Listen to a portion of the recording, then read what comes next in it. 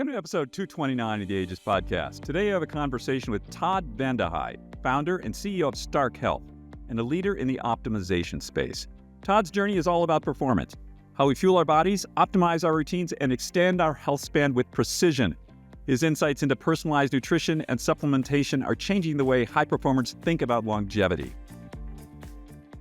I don't know why you, at your age, would want the body composition of a 66-year-old male on average. You want the body composition of a 25-year-old athlete. And there's nothing that points to the fact that you can't actually have that. Over a decade ago, I determined that there is no one person you can actually source and follow. Much like putting together teams to operate other businesses, you have to be thinking like that in your health. But before we dive in, a quick reminder. Are you part of our Aegis community? If not, head over to aegis.com/newsletter and join our vibrant cohort. Each Thursday, we bring you our best-in-class weekly magazine with expert insights, cutting-edge research, and stories designed to help you thrive. And while you're at it, if you love what we're doing, help us spread the word. Leave us a review, subscribe, and follow us on social media at We Are Aegis, and maybe share this episode with a friend. The more we grow, the more we can bring you the latest science and inspiration to keep you at your best. We'll call up Todd Vande Hei after a quick word from our sponsors. Red light therapy is one of the most studied science-backed ways to support skin health, and Bone Charge has perfected it with their ergonomically designed face mask and chest panel. And because you're an Aegis listener, you get 15% off with the code AEGIS15 at checkout. Head over to Bone Charge's website, linked in our show notes, and see the results for yourself. We all want to think clear, feel better, and perform at our peak. But brain fog, stress, and fatigue can get in the way. That's where Troscriptions comes in. Troscriptions isn't just a supplement company. They're a team of doctors, scientists, and biohackers creating pharmaceutical-grade, precision-dosed nootropics that help you optimize your mind and body. Use the code AEGIS for 10% off at Troscriptions.com. That's AEGIS for 10% off because you deserve to think, feel, and perform your best. Today's show is sponsored by Fatty 15. Fatty 15 features the first essential fatty acid to be discovered in 90 years and is on a mission to restore your long-term health. Go to fatty15.com/Aegis. Use the code Aegis at checkout for 15% off their 90-day subscription starter kit. Now let's get to today's guest. Todd's on a mission to redefine what it means to live with vitality. From his own transformation to helping others optimize their health, his approach is data-driven, deeply researched, and incredibly effective. Let's give Todd a call right now. Hey, Todd, welcome to the podcast. Good to see you. Good to be here. Good to see you. I want to start by just telling the audience a little bit about your story, your personal journey, where you came from. It's quite a trip from where you were to where you are today, health-wise, business-wise, lifestyle-wise. Let's take people through that if you could. Okay. Well, first of all, I can't claim that this was some sort of grand vision. I was faced with some of the realities of life that I never expected to face and bobbed and weaved accordingly and had an experience of life from a health perspective that was just really hard my entire life. And so I had no basis for comparison. So I didn't really understand how truly bad off I was. And I don't think I'm special there. And by that, I mean, I'm a regular white guy from the Midwest. And all of the things that kind of come along with that, including living a modern lifestyle and over a couple of decades of working really, really hard in a white collar position, flying in a car, sitting on the sofa, sitting behind a desk. My lifestyle really ravaged my health. And it was okay from the perspective of my doctors. I was getting older. As a matter of fact, I was told that when I was in my mid-30s, when I went in for a checkup. And he's just like, you have to take this med now. You're just getting older. But I would say that unlike many of my contemporaries, I was way worse off. And part of that was because of what I put myself through. My longest work days were 40 some hours and I traveled a ton. And I used to sleep in one of my offices. I had a turnaround opportunity in Chicago. I lived there for about 6 years. And I literally unrolled the sleeping bag in my office at about 10 o'clock at night, and there's no shower there. So I went to the local gym on my way to, work, which of course opened my eyes and I was actually there to take a shower, not to actually work out. And at that point in my life, because McDonald's was the fastest drive-through, I ate roughly 3 meals a day at McDonald's because I could get in and out quickly because I was so overwhelmed with the task at hand and I was so under experience that I just had a lot to learn. I was in my mid-20s. And I would say at that moment, I started to kind of experience health-related challenges, some chest pain, chronic fatigue, and lack of mental clarity. And I didn't recognize them as health-related problems. I just recognized them as the result of just maybe working too hard and not having enough balance in my life. And so I just kept pushing myself like that. And that's a pretty accurate representation of the recipe of my life up until my mid-30s. And it worked really well from a success standpoint. You know, when you work that hard, you learn a lot. But if you combine that workload with some pre-existing health-related issues, and I had chronic sinusitis, and it makes it really hard to breathe, or it did anyway. And eventually I saw an ear, nose, and throat specialist. He looked at the inside of my nose and he's like, "Are you a boxer? Did you break your nose at some point? You know, what's going on here? One side is 100% blocked. The other side is 95% blocked." And I was in my early 30s. So I lived my entire life up until that point, literally not being able to breathe through my nose at all. And now we know today, because of authors and research, how critical that is to your overall health, to breathe through your nose. Back then, there was, I don't know if I knew what meditation was. I don't know that I knew what yoga existed, you know, breathing, you know, in through one nostril and out through the other. That all existed, but it was sort of fringy. And so it just really wasn't on my radar as a thing, like something to be concerned with. Of course, since then I had the surgery for a deviated septum, but after I recovered, I couldn't believe how it felt to breathe through my nose for the first time. It felt like the inside of my sinuses and my nose was just gigantic. Like the air that was coming through was shocking. It was blissful. And I just had never had that. I know it sounds kind of funny, but if you imagine living that many years without being able to breathe through your nose with what we know today, the health implications are terrible. And as a result, I developed, by the way, the theories around me being on 1968 baby formula and not fully developing my sinuses as a result of not having the proper nutrients. We don't need to go into that. The health implications are vast, cardiovascularly, cognitively, just having enough energy, the impact of sleep over long periods of time. It was all impacted. And those things still trail with me today. And if you put that together with orthopedic problems that I created myself, and by that I mean like the weight training, I've done that nearly my entire adult life, some version of it, not in a sophisticated way, but it's a powerful tool and it can create lots of orthopedic problems if you really don't know what you're doing. Like you can strengthen your bicep too much and your tricep may be trailing along and you're going to cause elbow problems and shoulder problems.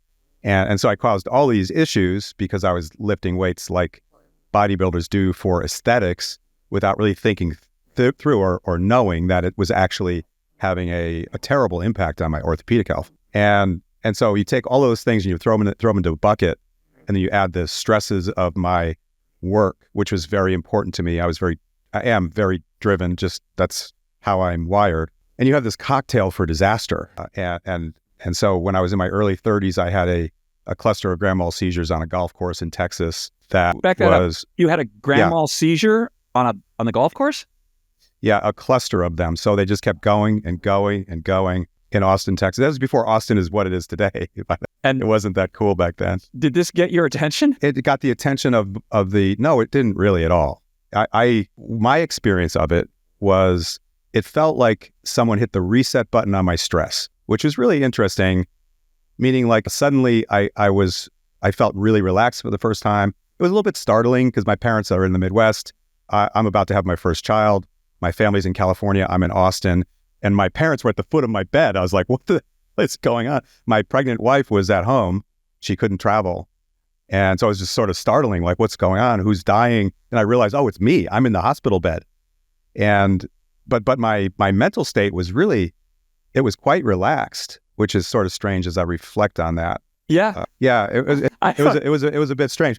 But you know, at that stage in my life, I still really, and I think that this way of thinking is a pitfall. I still really believed everything that my doctors told me to believe without question. And I didn't have an understanding that one MD can disagree with another MD. They have differing opinions. I was too unsophisticated in that world. I just want to get back to work and get back to my life. And this was a little speed bump as I perceived it. But, you know, that led to a battery of tests because they're trying to figure out, well, why did I have seizures? So I had a neurologist and a cardiologist and an ear, nose, and throat specialist. That's where we identified that sinus issue that I referenced earlier. And then went on meds to prevent seizures for a couple of years, which was horrific because the purpose of the meds were literally to raise the seizure threshold. You feel like you're on cold meds, like you can't think clearly. Your energy is low. I mean, I was falling asleep throughout the course of the day, trying to do my job. And it was just really a tough time. But eventually then I came off of them, had to be on them for 2 years, and was deep in the medical system at that point. Constant tests, lots of meds, and was just felt miserable. But I always sort of had a high degree of misery, and so I was used to it. It didn't see there was no contrast. And then I had that rhinoplasty surgery or whatever it's called for my deviated septum, and things started to change for me. I was like, oh, maybe this is what I should actually have felt like all of these years. Why didn't anybody look in my nose every time I went to get a physical for playing football as a grade schooler? They looked up my nose with the little, flashlight thing, and nothing. Just, okay, you're good, check me for all the other stuff and, sent me on my way. And so it wasn't like I was avoiding the doctor all those years. They just never looked closely enough to see that there was an actual problem. So that was the beginning. Those are the beginning stages of me recognizing that, oh, I'm kind of a mess. And so I guess I just keep going. What am I going to do? I've got my first baby was just born, a second one on the way. I've got big responsibilities running a manufacturing company. Like, things are good. I'm getting older. As a matter of fact, I remember picking my son up. I was 32, probably maybe 33, and he was maybe 6 months old. And I picked him up from the crib in the middle of the night because it was my turn to get up. And I held him up against my chest as I was standing by the side of the crib, and his legs were straddling my belly. He was like sitting on my belly as I was standing. And I realized that moment, well, I'm just getting older. I have a belly and everything. That was before the term dad bod was in existence. At 32. At 32, yeah, at 32. Okay. I just accepted it. And, Wow. and nobody was telling me anything different at that stage. They weren't like, hey, wow, you need to really get your shit together. Or maybe you need to change your diet or something. Or meditation was very woo-woo at that point. Nobody meditated. Right. It was the whole concept of you'll sleep enough when you die kind of a thing. Right. That's antiquated today. All that stuff was normal back then if you wanted to be successful. So I just sacrificed and just kept going. So that's kind of the genesis of my problems. All right. So we've anchored that. That was not good. All right. Yeah. So let's go to where we are today. How old are you now? I'm 57 next month. So it's March of 2025. And tell me a little bit. I mean, you mentioned something early on here about you came to realize that doctors can have differing opinions. It's not a singular sort of thing, Right. Which I think is probably new information to a lot of people. Like, you think, I think went it is, to the doctor and the doctor said this, therefore doctors say this. But talk to me a little bit about, you've gone through this process. So now you're 25 years into this. How do you source the people that you go to? Like, how do you source your medical professionals, your health people? And then how do you discern, somebody tells you turn right, the other one tells you to turn left. How do you discern the right action to take? That's a great question and a very, very difficult question to answer. Over a decade ago, I determined that there is no one person you can actually source and follow. You have to, much like putting together teams to operate other businesses, you have to be thinking like that in your health. And so a health team should look like this. You need an MD, an NMD, a functional medicine doctor, someone that is advanced in considering the underlying issues associated with sickness. That person has to be there. Unfortunately, outside of what I've created in my team, they don't think about health. They think about sickness, all of them. Yeah. So they're trying to figure out how to course correct a state of sickness, maybe a gut health issue or a problem with your left knee or whatever. But they're not thinking like, how do I make your knees as strong as possible? And so within my ecosystem, we're thinking about how to optimize people, understanding that layers of sickness kind of fall by the wayside when you do that. But you have to start with what's available. But you also need a nutritionist. Generally, dietitians, I don't think quite right about nutrition for healthy people. So I'd recommend a nutritionist. You need a really good strength coach and potentially someone that's operating as a health coach if the doctor can't do it, that kind of pulls it together and also a chiropractor or a physical therapist to be looking at your orthopedic health. You need to bring them together. And today, I think they'd be much more open to doing it. Stark exists because I couldn't get my doctor to speak with anyone. I was like, screw this. I'm just going to bring them in and create my own teams. Almost 15 years ago, that was very hard to do. Today, it's different. Like, things that are different. When I hear people like RFK Jr., whether you agree with him or you disagree, talking about health-related things, I'm like, oh my, this is weird. Like, this guy in Washington is actually using the same language that I've been using for over a decade. And it's kind of startling because it's always been a bit of a battle. And so assembling that team, and then you have to be the leader of the team unless you have someone else that can step in and work on your behalf. And most people won't have access to that. But that means that, maybe once a year, like you meet with your financial advisor, or twice a year. Like, this should be more important than your money. And so if you've got a good financial advisor and you're meeting once a quarter or twice a year or once a year, like, do the same thing with your health at the very least. And pull these people together. Your financial advisor uses a multitude of experts to help determine what direction you're taking. You need to do the same thing with your health. Duh. It's pretty basic concept. And right now, today, because this is what's available, you have to be the CEO of your own health. You have to be supervising that process and asking the questions, because there's a gap between every one of those practitioners that exists. There's like a partition, and they generally no one knows about the information inside of that gap. And you have to be there to fill that gap with your feedback, with your experience of what's going on in your body. You have to step in and say, but my left knee still hurts. And I've been doing this thing for 2 months. So strength coach, what are you going to do about it? NMD, what are you going to do about inflammation in my body? Maybe we need to do some more labs. A physical therapist or chiropractor, what are you doing about my knee too? Like, you guys need to put the program together so that the treatments I'm getting from the physical therapist are overlapping with the strength coach, and they're helping. Like, the strength coach isn't causing problems that in real time the chiropractor is trying to solve for. You see what I'm saying? They're working together. They're informing each other. They're sharing ideas, and nutrition, of course, is a critical part of that. And if you're my age or your age, and you have sex hormone problems, and you have an orthopedic issue, that's also a part of the solution, probably, because you can't recover as well as you possibly could if you had reasonable levels of sex hormones on board. And so as that knee problem starts to minimize, then you just go to the next thing, and you course correct all the problems that you have. And then it's the pursuit of, like, well, what do I want to do? I want to be a better downhill skier, I guess. Now my knees are better, and I'm gassed when I get to the bottom of the mountain with my 30-year-old buddies. I want greater VO2 max. And then you talk to your team and, like, how do we do that? And the strength coach is like, I know how to do that. And then the nutritionist is like, I'm not quite sure. And the strength coach is, well, he's going to be burning through, he needs a higher carb diet. He's going to be really burning through energy, and he's going to get too lean. Like, he's already at 12% body fat. And that leads me into the next thing. This team, the testing that they do should be comprehensive. It has to be comprehensive. It can't be a physical that you get from your primary care physician where they're doing cursory level lipid tests. They have to get into the details and the weeds.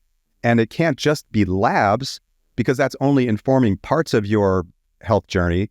It should also be, well, how do you move? So you just do an orthopedic test, and you keep doing the same test over and over and over again. And over the course of a year, you should see some minor improvement if you're working really, really hard. And you don't need to go from where you are to dunking a basketball, but just making, 1 or 2% improvement on an annual basis over the course of the next 60 years, and you're 120 years old, you're crushing it at 120, right? You don't have to be, a Jedi immediately. You just have to chip away at it very slowly. That's the real answer, because there are no natural methods that are sustainable. And all the natural methods are very, very sustainable.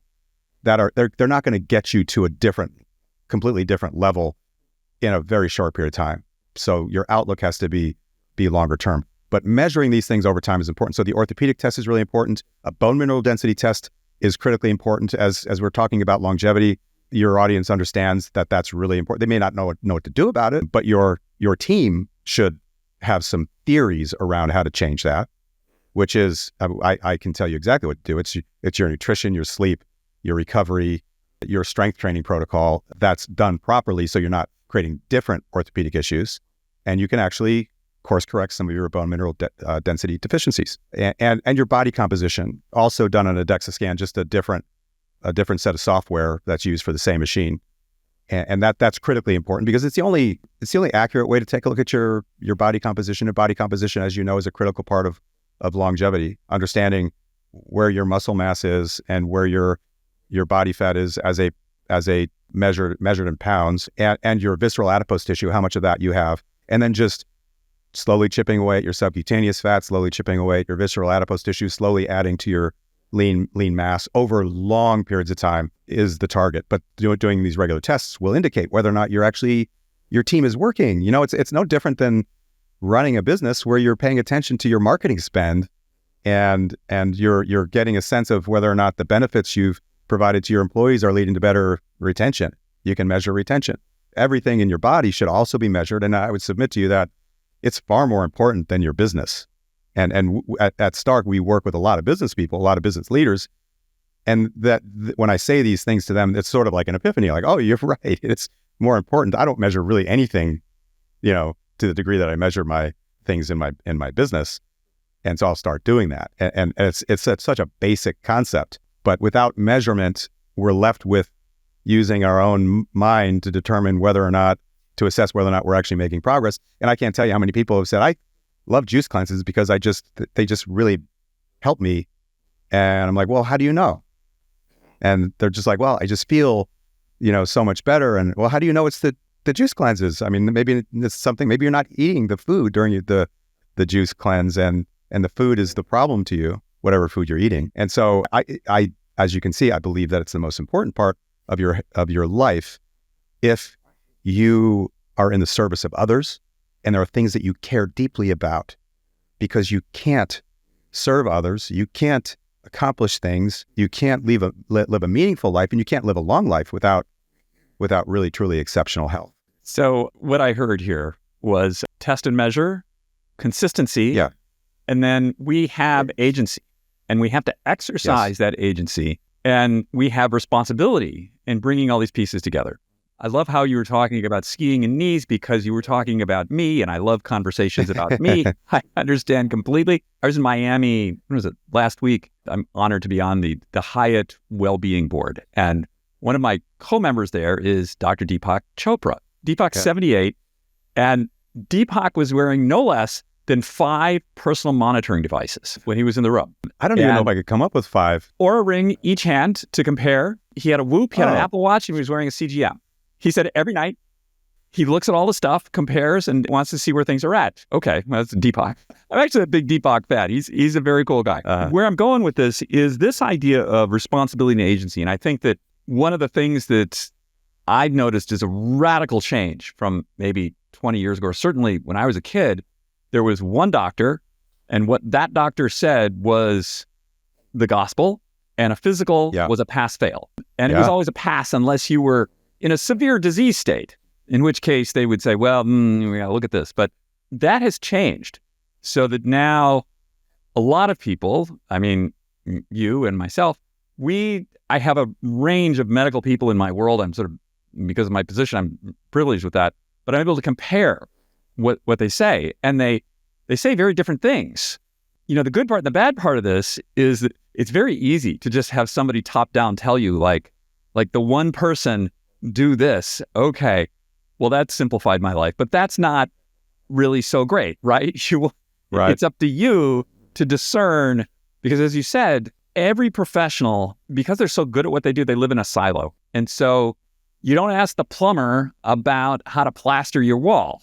Right? It's like, no, he's not the guy to talk to about that. So it's one of the challenges of the modern world, but it's also a privilege. We're able to put these things together. And in the case of my ongoing knee, I still have not put the puzzle together. I'm still sort of figuring out what kind of intervention. I want to sort of get to this idea of something you mentioned earlier, which your doctor, when you were 32, said that the symptoms that you were having were a function of your age, which is almost like, it's sort of like your genetic destiny. Like, okay, this is the grim reality, suck it up. And you found that was clearly not true. Talk to me a little bit about that. Yeah, well, when I had that discussion, I believed it was true.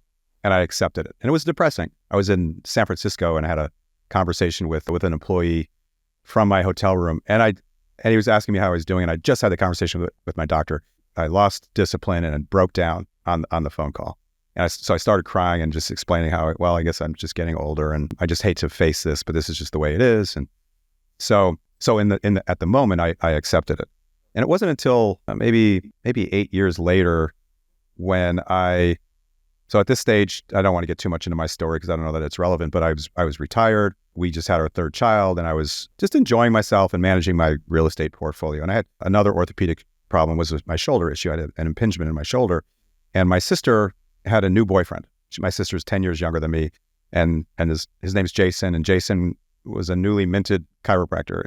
And I was very suspect of chiropractors because of bad experiences previously. And Jenny said, go see Jason. And I'm like, I'm about to have surgery. They're like sort of shave the bone down a little bit so I can clear my shoulder. But I didn't want, I was scared, honestly. I'm kind of not that tough. So I was putting it off. And I went and saw Jason, and he started feeling my right arm. And he's like, well, this is like giant ball of muscle adhesion right here in your bicep. But that's pulling your shoulder up into the joint, and that's causing the impingement.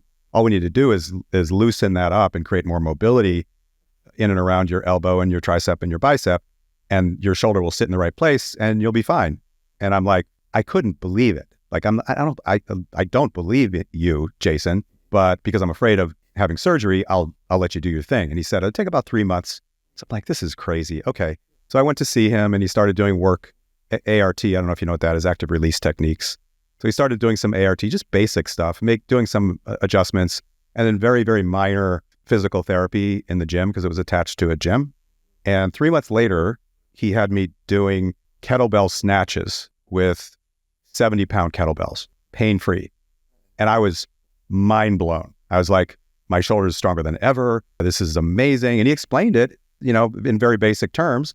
I just dropped your shoulder into the right position and now it clears the joint. I mean, it's fairly straightforward. And now the right muscles that were atrophied because you sat at a desk and on an airplane and, in front of keyboards for too long, and your pec minor is too short and all sorts of other problems. I just corrected those things, and now your shoulder's actually working the way it was designed to work, and that's why it's not painful any longer, and that's why it moves well. And that was the first chip in the monument I had built to the medical system, whereas a cardiologist or any other specialist said something to me, I believed it was gospel, and had no reason to question them. But now I questioned everything, and that was sort of the foundation of what Stark is, the question. I don't think you're right. What if you're wrong? I think that's a legitimate question to ask any medical practitioner, whether they're a holistic practitioner with patchouli oil and everything else, or they're a traditional medical doctor that's your primary care physician, or a famous cardiologist. We hear these things all the time. Like, this is the cardiologist to the Lakers, and people that are heavily credentialed. They all should be questioned. And I'll share this one concept. This is where the questions come from today for me. The half-life of medical research is like 12 months to 18 months today, and it's just getting shorter and shorter and shorter as we learn more about the human body, and large language models help us process stuff faster, and research becomes more efficient as a result. So that means, half of what we believe to be right today in 18 months, half of it's going to be wrong, proven wrong.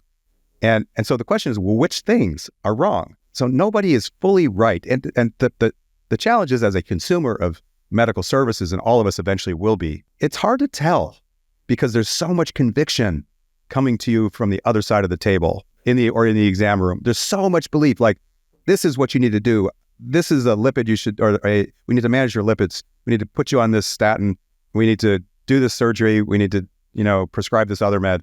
They're so certain, and they're so intelligent, and they're sophisticated, and they're so well educated. And I believe deep down, they mean well too. They want to help you. So I don't think that there's something nefarious going on, but it makes it harder to navigate that. And so, in my opinion, when you are face to face with a medical practitioner, even if they're part of your team, you have to question them and recognize that they're going to be wrong a lot, like you are. They're just people. I love that. It's a very courageous thing. I've had a lot of interaction with the medical system over the couple of decades. And having the courage to say those words, what if you're wrong? Because the dynamic there is you are speaking to an authority and you're questioning that authority. And using those words, I haven't used those exact words, but I love them. I'm seeing somebody new next week. I'm going to use those words. I mean, assuming the other person on the other side is open to having real conversation, because sometimes I've said something similar to that and the person was just like, what, how dare you? Basically. Yeah, there's a lot of that. Anymore. Yeah, I mean, there's a lot of that. I think that they are also things are changing right now, right at this moment. The way we look at the human body and the way we look at medical research and opinions of MDs that are very, very well educated, they're changing. Like there's a book that I'm reading right now. Can't remember the name of the author. He's a UCLA doc who wrote this book called The Lies I Taught in Medical School. So there's a lot of this kind of stuff coming. This is bubbling up, and it just shows that they're questioning things too. Yeah. Like, and if your doctor responds with maybe a little bit of anger, they're not one of those doctors that are questioning things. But you want those doctors in your life. You want the doctors that are questioning their current system, scratching their heads and looking at stepping back and, looking at the situation in the United States and be like, well, this sucks. I'm a part of the system. Obviously, it's not working. Look at the disaster that I'm a part of. How do we course correct that? They may not have the answers, but they just need to be asking the questions. And then those doctors, if you ask the question, they should respond by saying, you may be right. I may be wrong. Let's work through this together. This is how I think we can test. This is how we can keep. If you really want to know, you're going to have to come back in 3 months and get more labs done.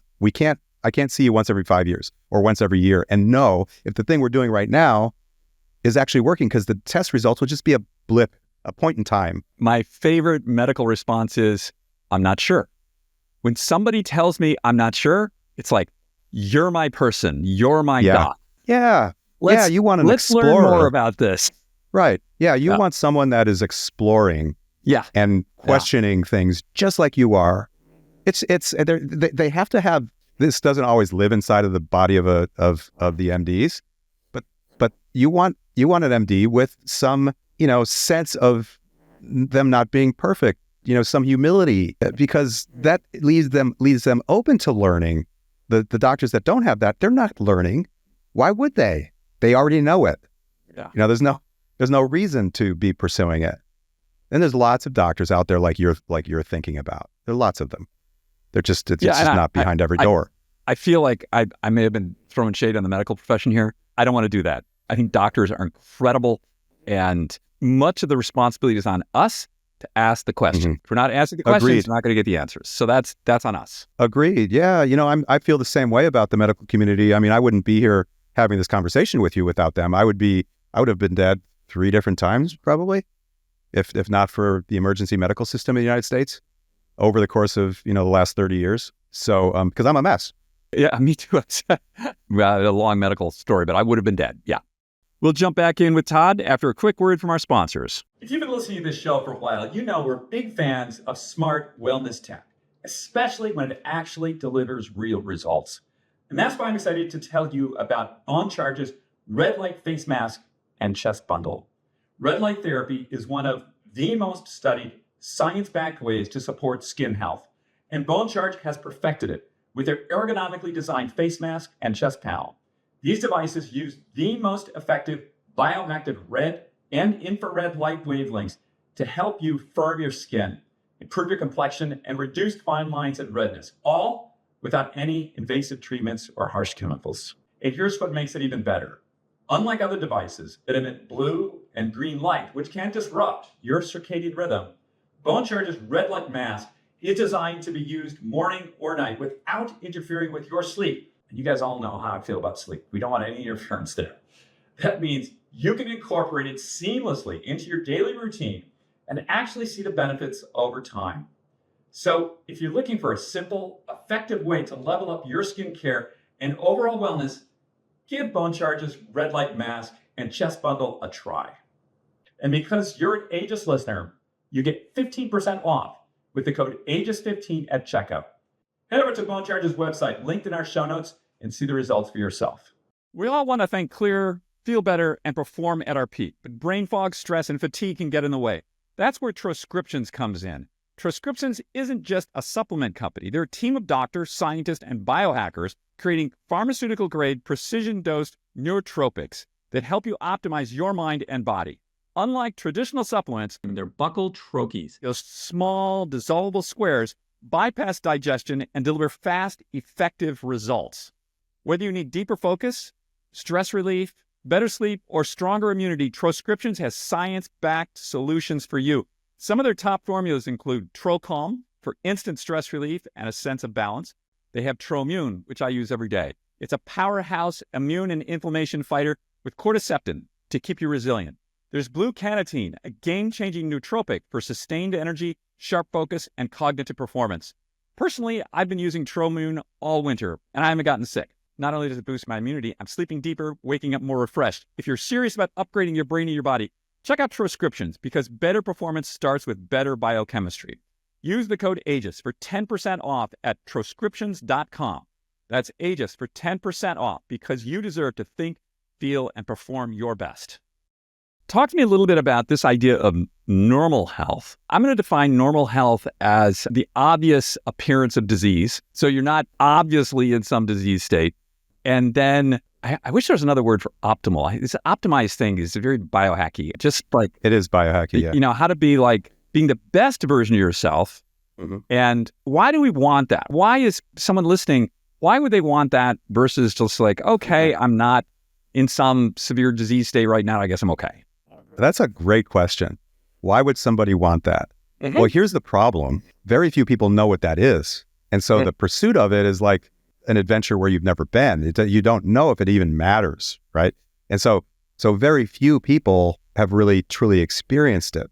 And so I'm going to try to explain what that state is like from my own experiences, what I have experienced. And I have a ways to go. Like you got lots of medical problems. Most of them have been course corrected, but I still have some trailing issues like sleep-related problems that I haven't fully solved for, stress management type stuff I haven't fully solved for. And that's related to how I think about the world.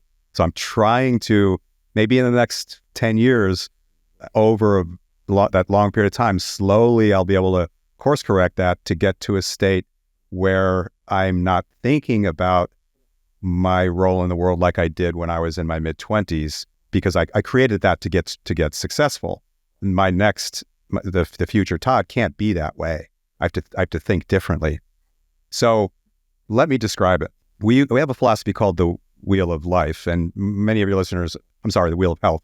Many of your listeners are probably familiar with the Wheel of Life, where there are categories that are in your life that exist that are all really important, that can cause your life to crater if something goes wrong. So, for example, wealth is one, career is another, relationship with a significant other is another, if that's what you want. Personal time, health is one spoke in and of itself. So just imagine your health collapses, your money, your relationships with people, everything falls apart behind it when you pass away, or you're stuck in a hospital bed. You can't do anything for anybody, including yourself. Everything collapses and all your money gets poured into the medical system. So that's just an example of how the Wheel of Life works. The Wheel of Health is very similar in that we have 10 spokes, and those spokes you should be focused on in terms of outcome, but the levers you pull, as long as they're natural levers, like exercise, for example, you affect 3 or 4 or 5 of them all at the same time. And so it's not like you have to do 10 different things all at once in order to expand your wheel, but the concept is similar. If something like orthopedic health craters, like your knee, becomes so bad you can't move anymore, all of the other parts of your health will collapse around it. Not to paint a scary picture for you, but you understand how that works, because if your orthopedic health is so bad you can't move, your mental well-being falls apart, which is one of the spokes. Your body composition falls apart. Your cardiovascular health starts to fall apart, because you can't go do zone 2 cardio with a knee like that. Your strength starts to fall apart. Your hormones start to fall apart. That would be thyroid, insulin, sex hormones. You can course correct sex hormones, but the others you'll have a very difficult time with if you can't move. Your sleep recovery and stress falls apart because you're in some degree of pain all the time. So you can't get into deep sleep. Your REM sleep has a dent in it. Your detoxification pathways aren't working properly because you're not moving. Your gut health starts to become problematic, because you're probably in a state where you're like, who cares what I eat now? And so you stop eating the things that you ate before that enabled your gut health to be so exceptional, and you can't move, exercise is critical for gut health in terms of intestinal motility and biodiversity. And then the nutrients that you have on board start to decline because of the decisions you're making. And so this whole thing just collapses right around your knee. So how do you look at your health? You look at gentle approaches to slowly expanding the wheel, and you measure these things over the course of time. Some very frequently, like on a quarterly basis or let's say semi-annual basis. The Boston Heart Test is one of my favorites for cardiovascular health. On a nightly basis with your Oura Ring, that's another spoke. Semi-annually, there's a mental well-being test by the University of Edinburgh that we use. That's a very easy test to take that gives you a sense of, I'm not talking about mental illness. I'm talking about, well, how good are you? Like how bright is your outlook? Because that's where you want to be in mental well-being. Body composition, you want to have, I don't know why you at your age would want the body composition of a 66-year-old male on average. You want the body composition of a 25-year-old athlete. And there's nothing that points to the fact that you can't actually have that. You should have that. And your strength, there's no reason you shouldn't be as strong as a 25-year-old athlete as well. There's no reason, even more so, you shouldn't have the cardiovascular health of a 25-year-old athlete. You see what I'm saying? So you should be pursuing optimal. Forget about age. Sex plays a role. Like the metrics are different for women because women aren't just small men. They're actually different than us. But generally speaking, the target is optimal, not age-related optimal, but just optimal. And so that's the pursuit. There's so much information. Get your ChatGPT account fired up. Ask lots of questions. Actually, bring your cell phone into that doctor's appointment and have your ChatGPT app open and ask it questions with the doctor and question. My cardiologist actually brought ChatGPT up and said, hey, you should take a look, see what you think. I think that might be in line with what I'm saying. So to the point that the medical community is starting to change a little bit in terms of the way they think, I believe that to be true. But this is how you do it. You have to look at your health in a global fashion, not in a siloed fashion, which is the way the medical system has been structured. I want to get to the psychology of this in a second. I just want to say that what's happened over time is that the reference labs. So when you go in to see your doc, they'll do, some range of panels on you, and they'll have a reference range of what's normal. These have been expanded and skewed because they're based on the overall population. And as the overall population gets heavier, less fit, and less healthy, the range of what's like okay gets wider because it's like, oh, there are more people like this. Right. This is a very different thing, being like what you're talking about. Yeah, it's a very, very different way of looking at labs or any form of testing, really. Yeah, have high standard. Yeah, keep the bar high. Like, why not? I find this idea, there are certain things that I know at 66, it will be not very difficult. It'd be impossible for me to have the VO2 max I had when I was 20.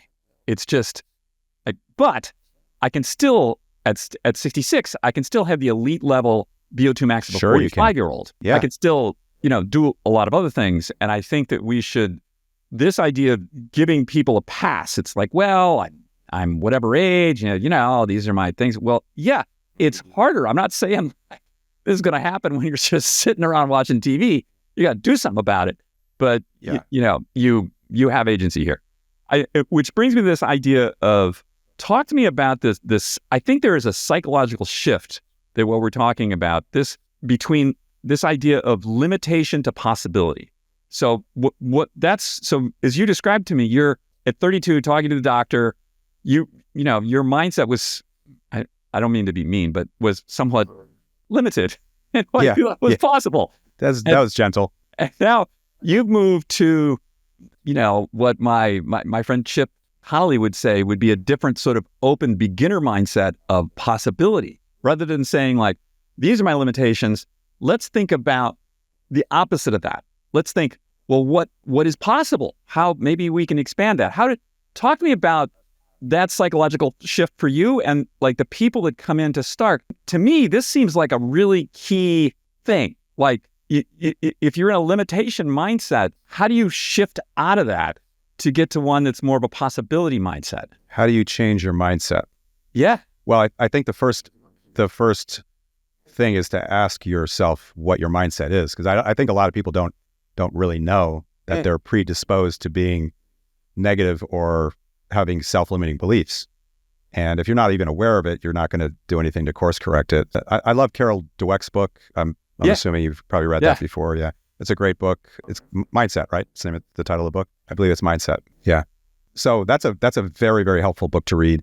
It wasn't necessarily intended for what we're talking about, but it certainly applies. You will not get anywhere if you don't believe you can, because you're just gonna sabotage yourself with Cheetos. It's makes it too easy to fail. So you really have to believe that things are possible, and that is the first step. So how do you get there? I think you recognize that others have done it. Why can't you? Do you believe that there are genetic predispositions? I don't. Like I'm just a 5'7" white guy from the Midwest with really questionable genetics, and I'm walking around with a full six-pack. Like every time I see myself in the bathroom in the morning with my shirt off, I'm shocked because it doesn't look like me. At 48 years of my life, I didn't have that, and it's not that I was obese, but I certainly never saw my abs ever, and I certainly never had ab veins. I didn't even know those things existed. So when you start to, I just, because it was my vocation or became my vocation, I just decided I'm going to believe everything that these crazy alternative medicine people believe to be true, and that would include people that are in the space of exercise, and just started exploring with that type of mindset. And I think if you don't believe it's possible, you're right. Just that old Henry Ford quote, something along those lines. If you believe it, you're right, or something. I totally believe that to be true, because it's going to inform all of your behavior. And what we're talking about is the foundation of longevity, which are all the lifestyle, exercise, nutrition, stress management, and sometimes hormonal levers to pull. And those things are difficult. They take effort, they take time, and they don't show immediate results. And so the belief that you're heading in the right direction has to be there. Otherwise, you won't head in that direction long enough. The measurement of those outcomes with all of the measurements I mentioned earlier is also important, because you got to find out whether or not you're actually doing the things that resonate with your body. That is going to move the needle. And just little tiny changes, little tiny improvements. Like if we're talking about body composition, going from 30% body fat to 29 that's something to celebrate. Just keep doing that, and not to be disappointed that you're not going fast enough, because this is a lifelong endeavor. It is not something you're doing to get ready for your summer vacation, which is ridiculous that people would ever think about their health in those short-term ways. Just imagine your future self and all the people around you, and your grandkids, if you have them, and maybe great grandkids, and friends that are 120 with you.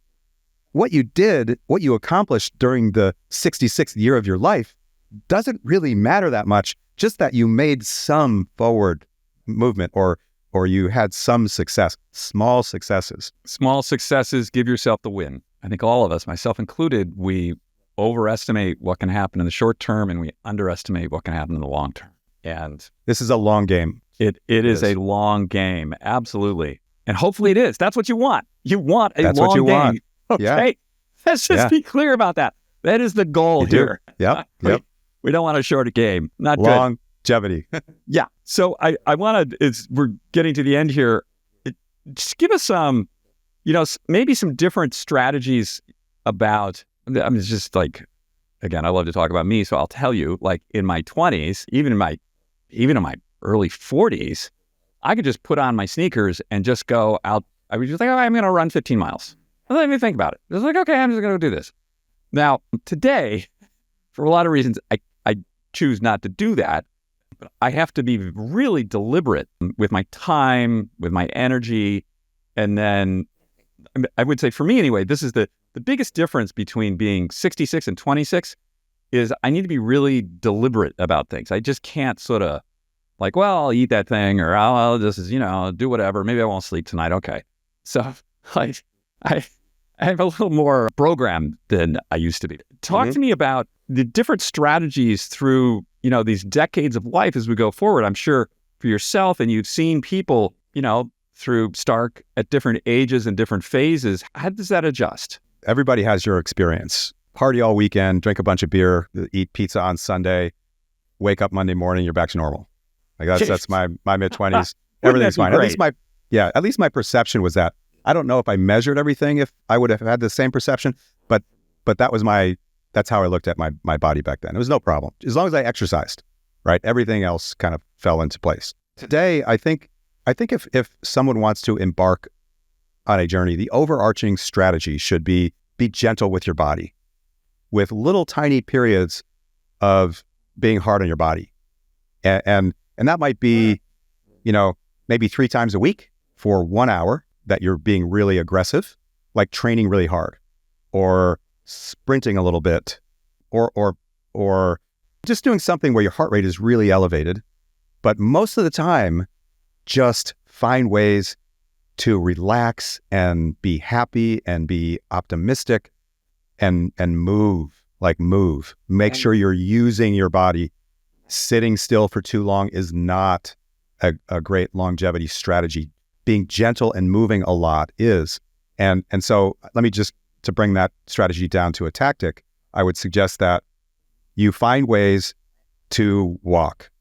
Losing the ability to walk is devastating. If you have that ability, use it for as long as you have it, because you will improve your body composition, you'll improve your joint health. If you do it outside, you're getting sunshine, your outlook will improve. You'll be able to do more things that are more aggressive as long as you have that as a foundation. It's sort of like sleep is also a foundation. Those are, not to sound corny, but that's a baby step in the right direction. Like take something as simple as that and go from your 3,000, 3,500 steps a day, which you're getting by walking to the bathroom in your office and then walking to the parking structure and then driving home and walking to the sofa. That's about what people get. Take that to 5,000 and then take it to 6,000 and just ratchet it all the way up to 10,000. And when you start getting really active, like me, I usually get between 10 and 12,000 steps a day. It's because during the day, while I'm doing my job, I am walking. And that's maybe interviewing a potential employee, and I mic us both up so I don't have to take notes. And I just upload it to my Fireflies, which is an AI note taker.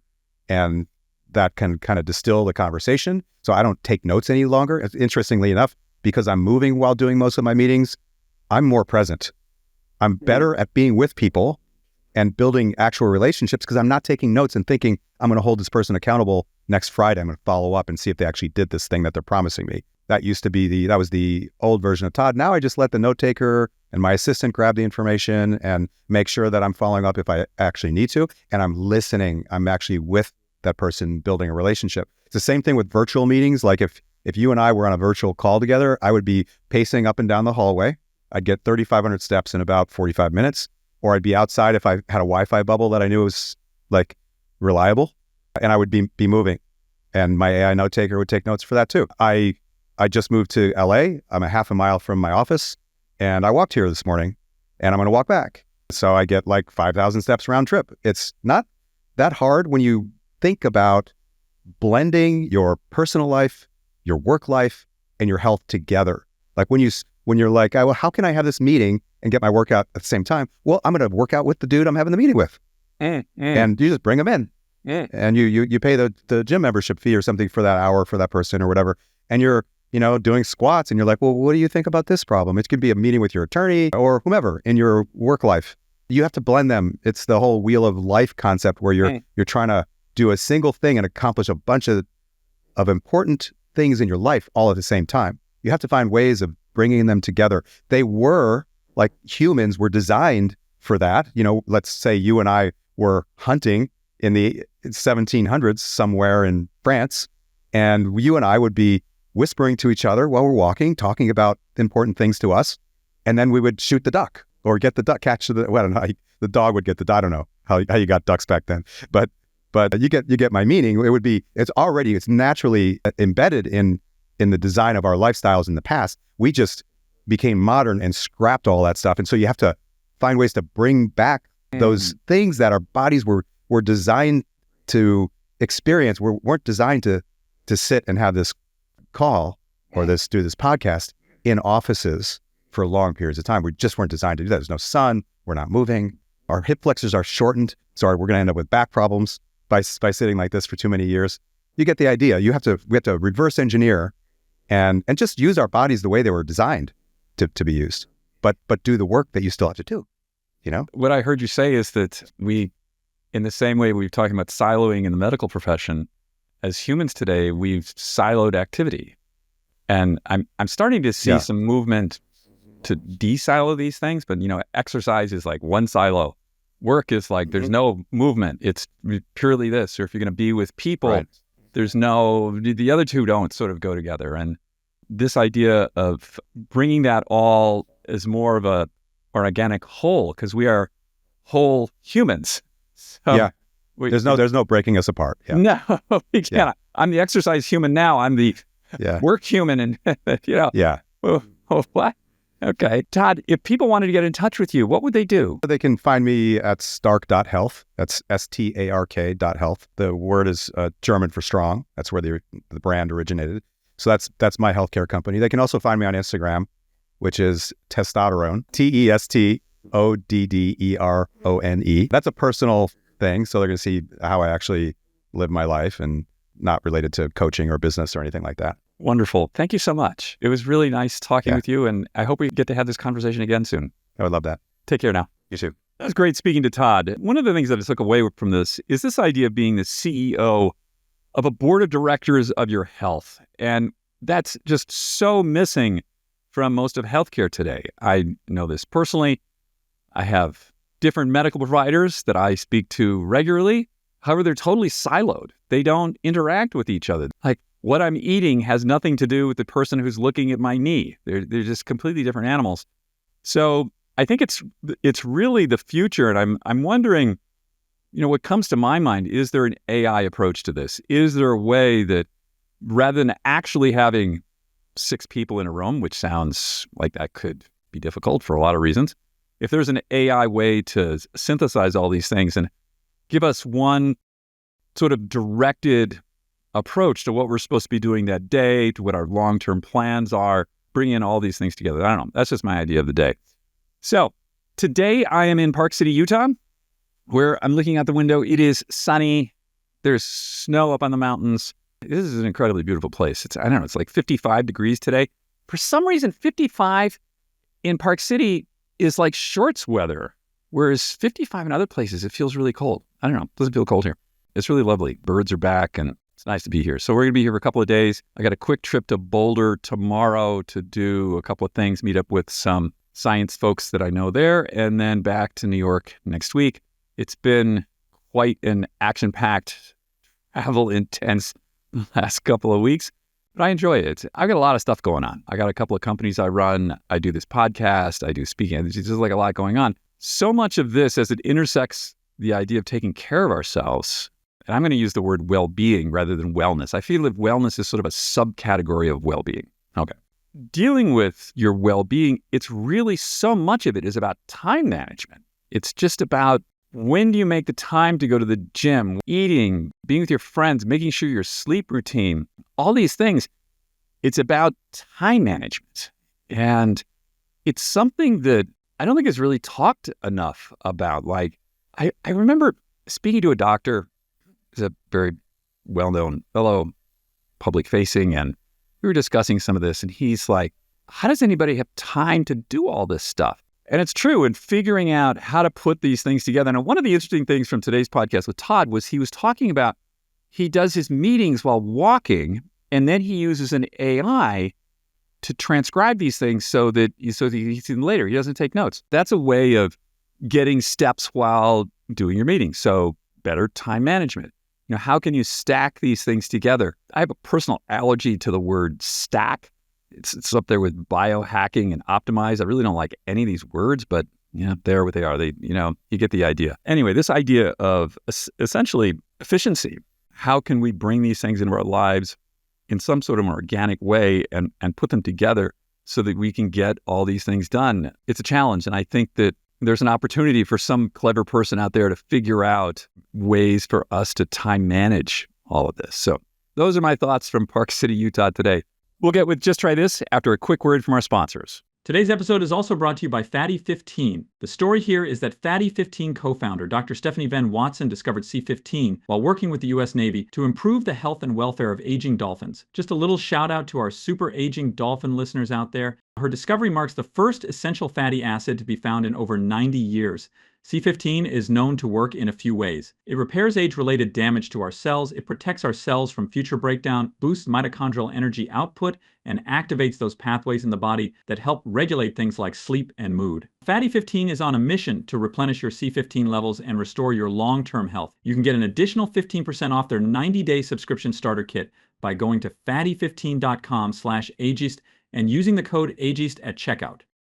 This week on Just Try This, we're going to revisit a topic that we've talked about before, which seems to just get left off of everybody's to-do list, which is balance training. All right, this is one of those use it or lose it sort of things. Falling down is not something you want to have happen.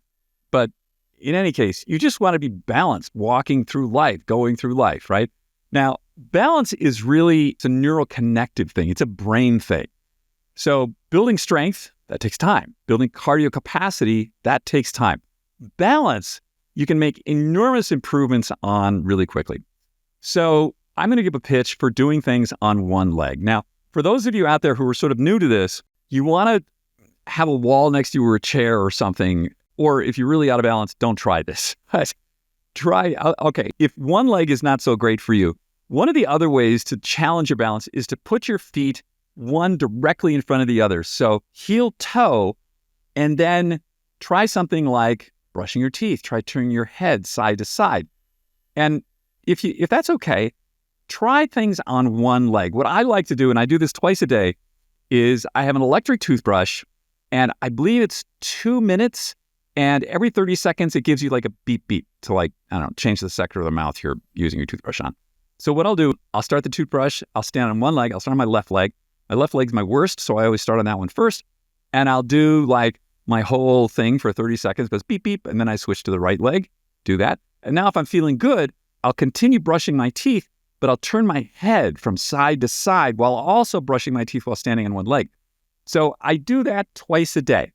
And some days, better success than others. But what I have noticed is when I started doing balance training, I really wasn't very good at it. It was really hard for me. But now I can actually do this on a good day. I can brush my teeth on one leg with eyes closed. So that's sort of like another level here. Only do that if you've got something like a wall next to you that you can grab your balance if you lose it, because you will lose it. I can tell you. I think the metric is something like if you can be like 30 seconds on one leg with your eyes closed and hold your balance, that's doing pretty great. So this week on Just Try This, something simple, something that doesn't cost anything, single leg balance training. Try and fit that into your day. If you enjoyed the podcast today, maybe subscribe to our YouTube channel. We'd love that. Maybe recommend this podcast to someone who enjoys podcasts, and maybe you could learn something from what Todd said today and the other guests that we have coming up. It's really wonderful that you spend some of your day with us. I really appreciate that. I know everybody, as I mentioned earlier, time management is so crucial. And that you've decided to take some of your day and spend it with us, that's really nice. I appreciate it. Until next week, everybody, have a wonderful week. We'll see you then. Take care.